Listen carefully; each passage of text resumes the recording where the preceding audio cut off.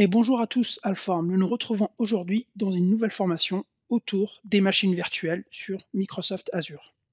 Après avoir donné plusieurs formations sur des technologies on-prem telles que Windows Container sur Hyper-V, telles que Microsoft ATA ou alors Hyper-V 2016 chez Alform, aujourd'hui nous nous attaquons à la partie cloud avec Microsoft Azure. Il faut savoir que cette formation fait partie d'un cursus de formation que je vous prépare chez Alform. Donc, nous allons commencer par les machines virtuelles dans Azure. Ensuite, nous allons voir les réseaux virtuels dans Azure, le stockage dans Azure, la sauvegarde avec Azure Backup dans Azure et la partie Site Recovery avec Azure Site Recovery dans Azure. Il faut savoir que chaque bloc est une formation. Donc aujourd'hui, ça va être la formation sur les machines virtuelles dans Azure.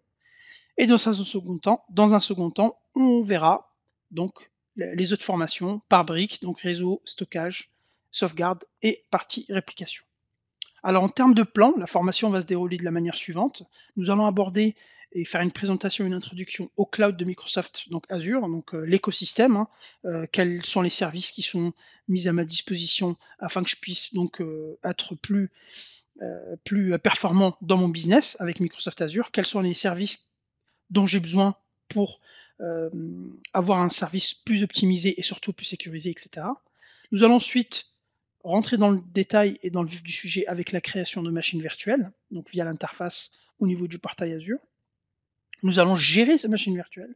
On va apprendre à gérer au niveau des paramètres, au niveau du monitoring, au niveau des ressources, etc. Et nous allons également voir la sauvegarde et la restauration des machines virtuelles, car c'est un point qui est très très important, parce que c'est pas parce que nous avons des machines virtuelles dans Azure qu'il ne faut plus se soucier des sauvegardes et de la restauration. Donc ces points-là, bien entendu, seront abordés, et on finira par une petite conclusion qui viendra donc clôturer cette formation.